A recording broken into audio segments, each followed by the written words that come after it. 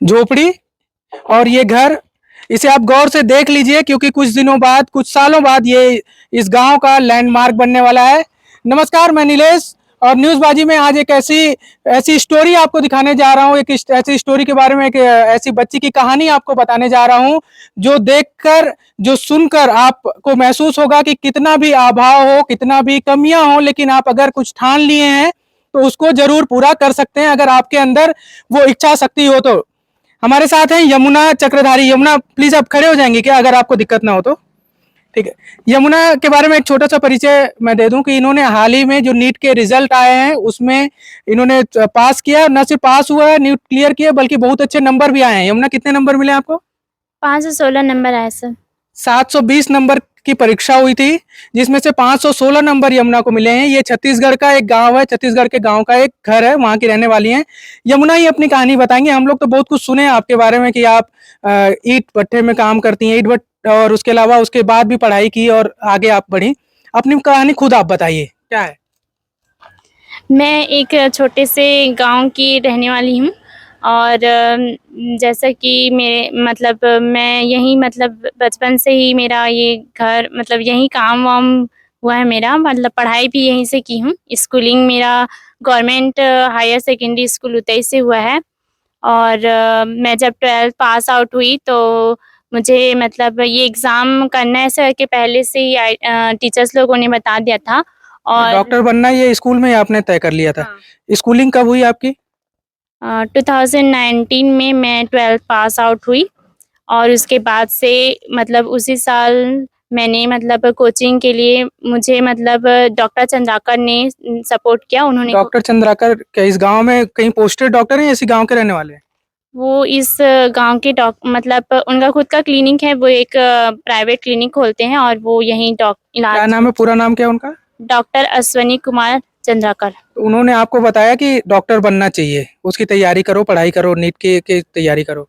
हाँ, मतलब कि मतलब मेरे पापा ने उनको बताया कि मेरी बेटी पढ़ाई में अच्छी है और वो डॉक्टर बनना चाहती है, तो उन्होंने मतलब मुझे कोचिंग के लिए मोटिवेट किया और उन्होंने कोचिंग भी करवाया। कहाँ से कोचिंग किया आपने? सिविक सेंटर रैंकर्स कोटा से। अच्छा, मतलब एक निजी कोचिंग संस्थान में आपने एडमिशन लिया। ये 2019 की बात है जब आपने 12th पास किया। 12th में कितने नंबर थे आपके?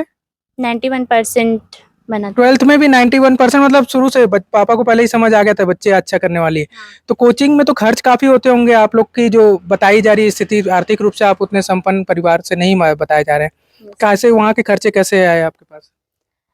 जैसे कि मैंने बताया कि कोचिंग का खर्चा डॉक्टर चंद्राकर ने ही दिया था और हम लोग सिर्फ आने जाने का बस देखते थे और वो पूरा कोचिंग का फीस उन्होंने ही पे किया था। ये 2023 है, आप बात कर रही हैं 2019-20 की।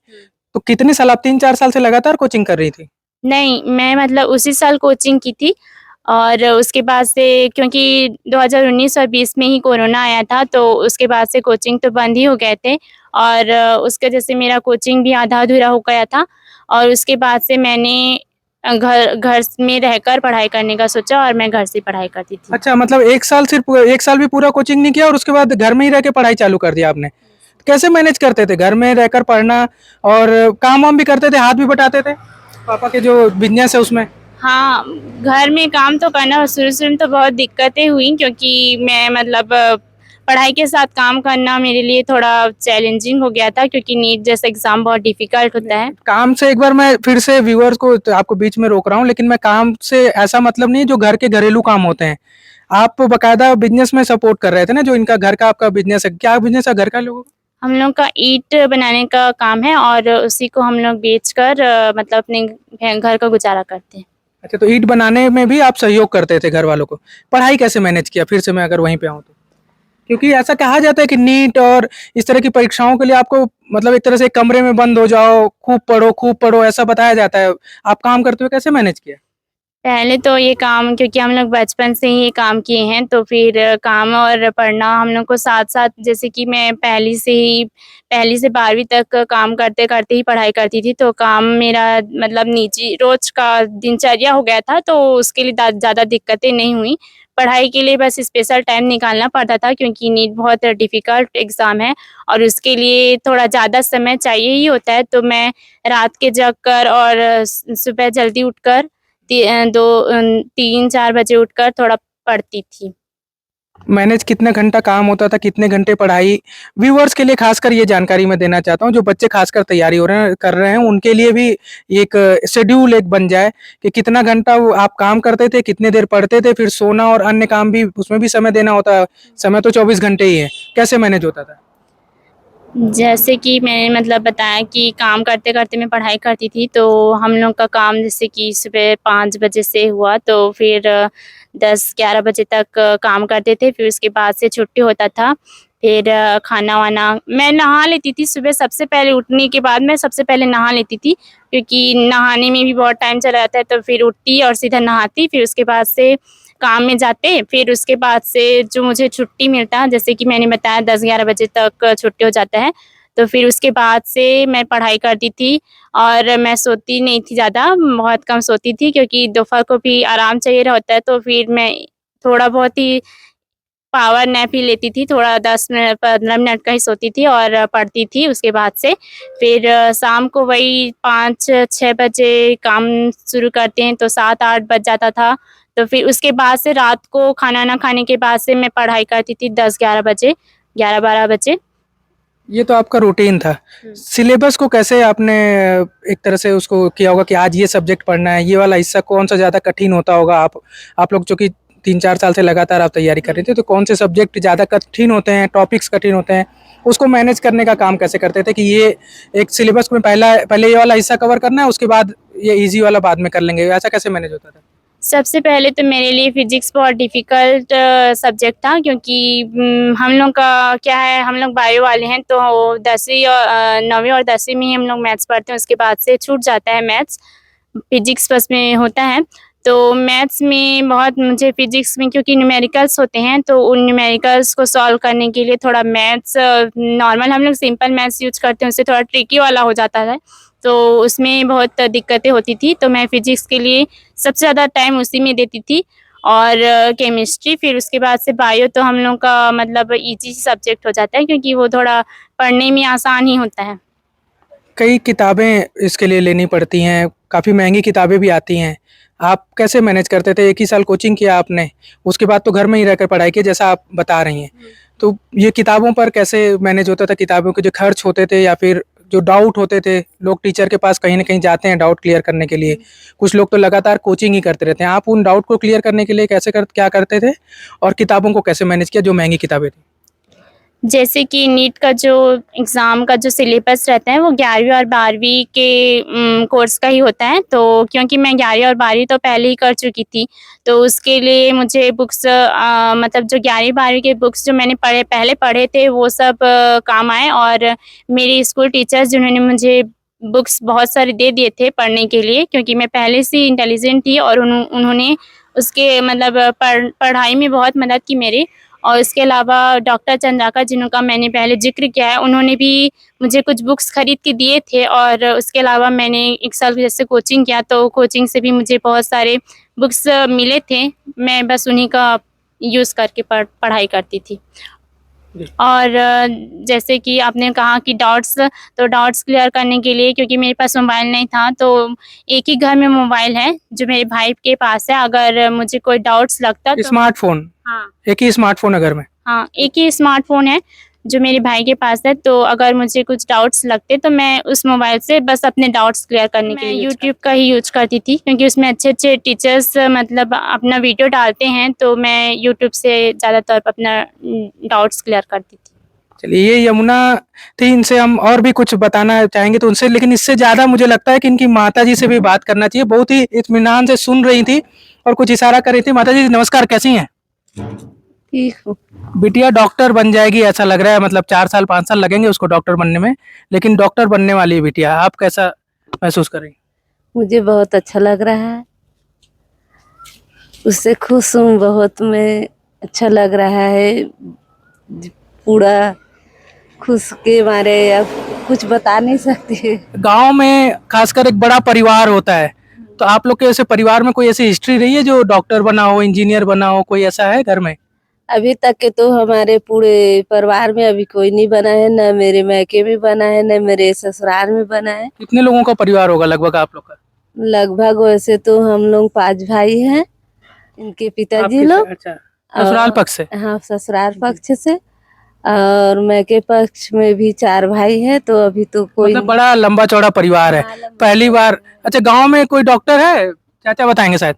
तो आपके गांव में कोई डॉक्टर है यहाँ पे? नहीं है सर। गांव का ही रहने वाला है, हालांकि चंद्राकर जी के बारे में बता रही थी बिटिया। हाँ हाँ तो वही है, हाँ। मतलब वो इसी गांव के रहने वाले हैं क्या? ये चंदा का डॉक्टर साहब ना। हाँ। अब हम लोग क्या है, पढ़ाई लिखाई सब इसी स्कूल से किए हैं, जिस स्कूल से हमारी बच्चियां पढ़ी हैं अच्छा। हम भी उसी स्कूल से पहले पढ़े हैं। नहीं, मैं ये तो उस पे ठीक है। ये जो डॉक्टर साहब चंद्राकर साहब है आपके गांव के, वो इसी गांव के हैं? इसी तब से हम लोग उसको जानते हैं, वही बचपन से।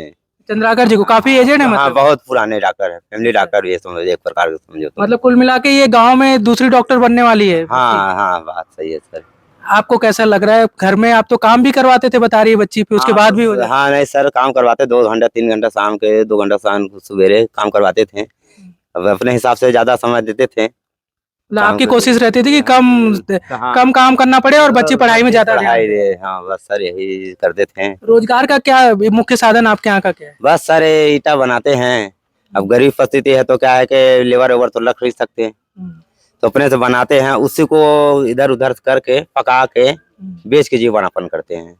अच्छा, मतलब परिवार में जो कमाई का साधन है वो यही है? बस यही है सर। छत्तीसगढ़ के दुर्ग जिले का ये डुमरडी गांव है। डुमरडी गांव जो पास में सबसे बड़ा शहर माना जाता है भिलाई। भिलाई से करीब 25 किलोमीटर दूर है। इसके अलावा दुर्ग जिला मुख्यालय से करीब 40 किलोमीटर दूर का गांव है। आपने यमुना को सुना, यमुना के माता पिताजी को भी सुना।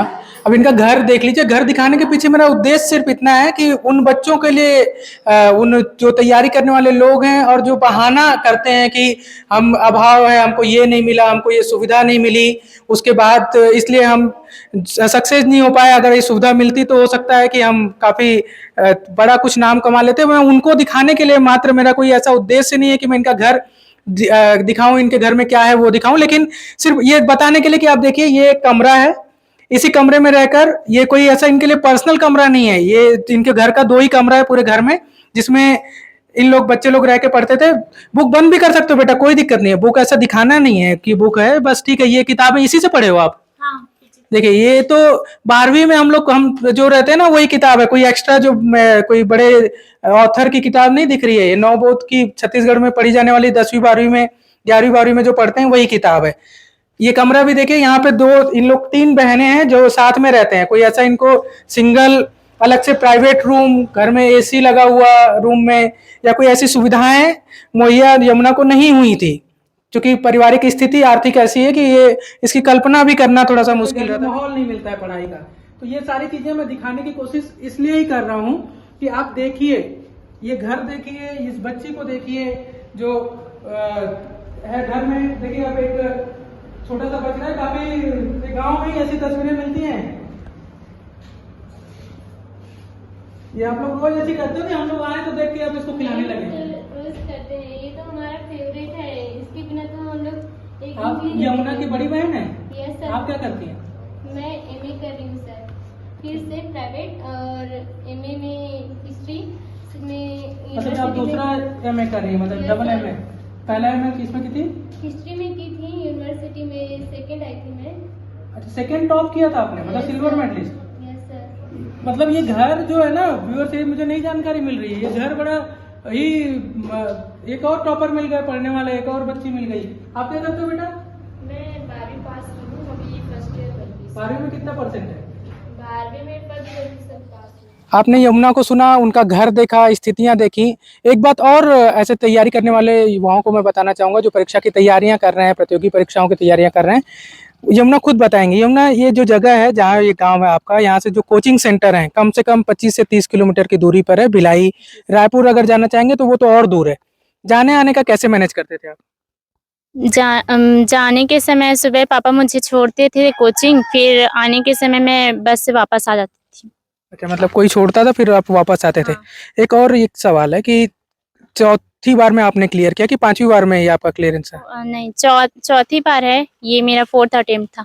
एक के बाद जब लगातार इंसान फेल होते जाता है तो एक मनोबल टूटता है, एक मन में आता है कि और कुछ कर लेते हैं। कई लोग ऐसे उदाहरण मिलते हैं जो तैयारी करते हैं लेकिन लगातार फेल होने के बाद। आपने मनोबल को कैसे बनाए रखा? मनोबल तो टूटता ही सर, मेरा भी टूटा था। और चूँकि मैं शुरू से ही ठान रखी थी कि मुझे डॉक्टर बनना ही है, और ये मेरा दृढ़ निश्चय था कि मैं डॉक्टर बनूँगी ही। इसके अलावा मेरी बड़ी दीदी भी मुझको बहुत सपोर्ट करती थी। वो मुझे, जब मैं हताश होती थी, निराश होती थी, तो वो मुझे सपोर्ट करती थी। मतलब परिवार का भी पूरा साथ मिला और आप भी मनोबल, बीच में ऐसा नहीं लगा कुछ और कोर्स कर लेना चाहिए, डॉक्टर नहीं बनना है? हाँ सर, मैंने मतलब बीएससी फाइनल अपना मतलब ग्रेजुएशन मैंने पूरा कर लिया है। मैं बीएससी ग्रेजुएट भी हूँ। अच्छा, बीएससी भी साथ साथ आप पैरेलल कर लिए? हाँ। ये वीडियो के आखिरी में एक नई जानकारी दे दिया इन्होंने, बीएससी भी किया है। मतलब इतना टैलेंट कहाँ से आता है एक बच्चे के अंदर? बीएससी भी कर रहा है, घर में काम में भी हाथ बटा रहे हो, वो भी प्रोफेशनल बकायदा, जो काम पेशा है पैसा कमाने का। उसके बाद कॉलेज भी कर ले रहे हो और नीट भी क्लियर कर लिए। सर वैसे तो मैं बीएससी नहीं करना चाहती थी, लेकिन मेरे सर भी बोले मुझे कि एक मतलब 3-4 साल लगातार ड्रॉप मतलब अच्छा नहीं है, उसके साथ-साथ कुछ और कर करो। लेना तो फिर मैंने सोचा, फिर मैंने बीएससी किया फिर। चलिए, तो ये यमुना थी और जो बता रही थी कि कैसे सक्सेस मिला इनको, क्या-क्या कैसी तैयारियां की। ये काफ़ी आर्थिक रूप से कमज़ोर परिवार है, वहाँ से रहती हैं, गाँव में रहती हैं। एक शायरी की 2 लाइनें हैं कि बुन लिया है ख्वाब तो उनको पूरा कीजिए, और साथ जो मांगे कोई तो हाथ अपना दीजिए। यमुना के केस में ये दोनों ही चीज़ था, इन्होंने ठान लिया था कि मुझे करना ही है, तो उन्होंने जो ख्वाब बुना उसको पूरा करने के लिए अब आगे बढ़ रही हैं। नीट क्लियर कर लिया इन्होंने। और इनको जो सहयोग की बात है, जिस डॉक्टर चंद्राकर का इन्होंने ये नाम ले रही थी, वो भी अपने आप में जो साथ अपना दीजिए, कोई साथ मांगता है तो हाथ अपना दीजिए, वो चंद्राकर जी इनके लिए वो साबित हुए। बहरहाल वीडियो में इतना ही। अगर आपको ये वीडियो पसंद आया तो इसे लाइक करिए, ज़्यादा से ज़्यादा लोगों तक शेयर करिए, खासकर उन बच्चों तक शेयर करिए जो प्रतियोगी परीक्षाओं की तैयारी कर रहे हैं, क्योंकि लगभग 20 लाख बच्चों ने ये परीक्षा दी थी नीट की, जिसमें से 11 लाख लगभग चयनित क्वालिफाई किए हैं। और या 11 लाख में मैं दावे के साथ कह सकता हूँ कि इनकी स्टोरी अपने आप में अनोखी है, इनकी स्टोरी अपने आप में प्रेरणादायक है। हमें आप यूट्यूब के अलावा फेसबुक, ट्विटर, इंस्टा पर भी फॉलो कर सकते हैं, NEWSBAJI। इसके अलावा हमारी खबर newsbaji.com पर भी पढ़ सकते हैं। आपके लिए अगर हमारे पास कोई शिकायत, सुझाव या कोई ऐसी जानकारी है जो आप हमें बताना चाहते हैं, तो आप हमें कमेंट बॉक्स में बताएं। इसके अलावा newsbaji.editor पर भी मेल कर सकते हैं।